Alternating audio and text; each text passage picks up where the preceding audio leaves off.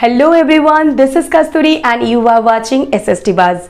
Extremely sorry for the delay. Today we are going to start about the topic 2 from nationalism in Europe. तो पहले topic start करने से पहले हम क्या जान लेंगे, the socio economic condition of Europe. तो for better understanding we are making it into 3 division: eastern part of Europe, western part of Europe as well as the central part of Europe. Now the eastern and central part of Europe, it was controlled by the autocratic ruler. Now different languages were spoken, even they were belongs to the different ethnic group. No collective identity was there. Even the whole area was cultivated by the serf. So that was the socio-economic condition of central as well as eastern part of Europe. Now we will go for the western part of Europe. Here also cultivation was there, but difference was there that land was cultivated by the tenants. And now next difference is there that cultivation was converted gradually into the industrial work. वो क्यों? क्योंकि already we know that industrialization had been started from Manchester. So that's why the western part of Europe, they had started also industrial work. And because of that, cultivation converted into business, even different types of industrial work. So that was the socio-economic condition of the western part of Europe. अब हम जानेंगे about liberal nationalism.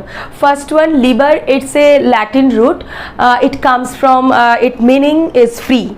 So that type of mentality we can find over there in political era and economic. So I have made it into 2 sections for better understanding. So first we will go for the politically. What type of changes we can find? Politically, that who can give vote. So only propertied men, they can cast their vote.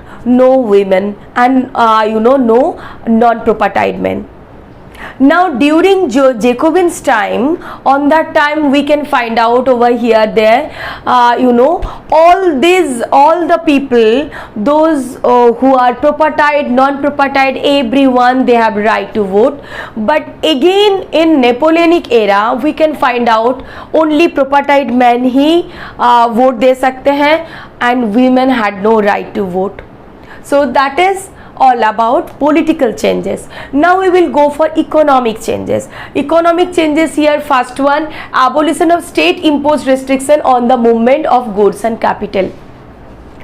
पहले जो restriction था कि एक state से दूसरे state में हम goods and services को नहीं भेज सकते, but that restriction had been removed. तो now what was there, जैसे ही रिमूव कर दिया गया, due to different currency, already we had gone through 30 currencies were there in Europe, and so because of that different varieties of currency, even measures and weight was different. So that's why कभी भी कोई भी एक state से दूसरे state अगर वो move करते हैं तो because of that custom barrier was there 5%, again and again they had to pay that much amount, and that was really that is loss for the businessmen but traders. Now next one, that time consuming calculation. Definitely अगर वो standardise अगर measures and wait standardise नहीं है तो फिर again we have to go for that calculation, how much it is, how less it would be there, how more it would be there. So really it is time consuming and very difficult task. So that's why what they have done, they have gone for Zollverein. अब हम जानेंगे about जोलवेरिन. जोलवेरिन क्या है? 1834 that one custom union had been formed. वो क्यों, वो किस लिए? तो it has a reason. Earlier क्या था, बहुत सारे करेंसीज थे. इवन कोई अगर ट्रेडर एक स्टेट से दूसरे स्टेट वो अगर मूव करते हैं गुड्स एंड सर्विसेज लेके, तो उनके लिए उस एक्स्ट्रा टैक्सेस भरना पड़ता था, इजंट? तो वो सारे प्रॉब्लम का सॉल्यूशन थ्रू जोल्वेरिन हमें मिल जाएगा। तो first 1834 that custom union was formed and that initiative taken by Prussia and maximum German state, all these German state they had joined for that Zollverein queue, क्योंकि वही बहुत they were very much fascinated about that trading with other states and उनको क्या ना बहुत ज़्यादा taxes भरना पड़ता था एक स्टेट से दूसरे मूवमेंट के लिए। उन्हें अलग अलग से again and again 5% taxes they had to pay. So that's why the maximum part of most of the part of German they had joined for that Zollverein. Now next क्या है, no tax barrier.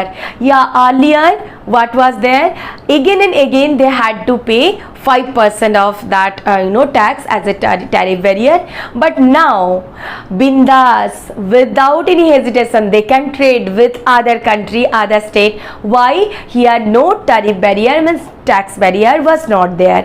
Now next point is that reduction of the currencies. So earlier 30 type of currencies were there, तो again and again currency को convert करना पड़ता था। It was a great task, but now only 2 types of currency would be used. So that's why, because of that, traders were really very much happy. And now for trading what is needed, that fast and effective communication, and for that what they have done, good railway network system. So it was that all this work done by the custom union Zollverein. अब हम जानेंगे the significance of treaty of Vienna 1815. Actually Napoleon Bonaparte captured maximum part of Europe and he was really so strong ruler that it was very difficult to make him defeat. तो क्या किया, Britain, Austria, Prussia and Russia, वो सारे उनका अपना collective effort देके फिर Napoleon के साथ युद्ध किया। And what was the result, 1815 Napoleon Bonaparte got defeated by this Britain, Austria, Prussia, Russia. तो अभी ट्रीटी ऑफ वियना में क्या होना था, जो भी area was, what ever area was captured by Napoleon, and उन्होंने क्या किया, फ्रांस के साथ एनेक्स कर दिया। तो अभी ट्रीटी ऑफ वियना में क्या है, जो सारे एनेक्स किया गया था, जो सारे areas, those area again it was given, means it was distributed among this state. Why? क्योंकि इन्होंने ही तो फाइट किया था, तो उनको भी तो कुछ मिलना चाहिए। तो क्या, किसको क्या मिल रहा है वो हम जानेंगे। 1815 treaty of Vienna, first of all restore of monarchy. Napoleon के टाइम वो ऑटोक्रेटिक रूलर थे, तो फिर से मोनार्की का सेटअप किया गया। क्यों? क्योंकि bourbon dynasty from long back they were ruling, so that's why again it was mentality, it was set up by the conservative. हम इसके बाद ही आते हैं। so restore of monarchy, that is Bourbon dynasty.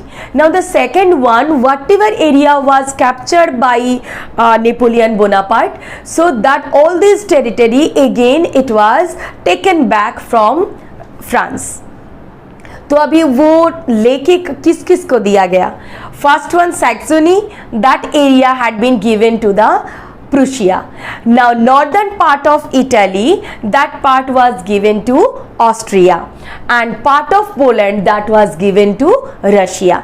So all this part of that territory it was given to all those who had fought against Napoleon. Now हम जानेंगे what was the role of, actually conservative ने ये चाहा कि after death of Napoleon कि नहीं, फिर से हम we want to set up monarchy and we want to set up all this what exactly it was there. Okay, so even on that time again censorship was set up. Censorship means what exactly the monarchy system, what they are doing, no one will have that much clear idea about the ruling. Liberal conservatives के बारे में जान लिया, अब बारी है revolutionaries. revolutionaries in this group, the group of people, they are actually, they want a drastic change, and that is also overnight. So what kind of changes actually they want, हम अब जानेंगे. Aim of the revolutionaries is commitment to oppose monarchical form established after Vienna Congress. We know better, 1815, after death of Napoleon Bonaparte, the Treaty of Vienna, afterwards conservatives, they have set up that monarchical form of government, and that is also from Bourbon dynasty. But revolutionary, they have thought, no, we want changes. We want, what type of changes they want? They want single unified democratic republic. That means we, all the people, we are going to elect and select head of the institution or head of the country. Now revolutionary के बारे में पढ़ रहे हैं और Gypsy मज्जिनी के बारे में ना जाने, ये कैसे बात? Surely he is the Italian revolutionary. Gypsy Mazzini, he had made underground society, Young Italy and Young Europe.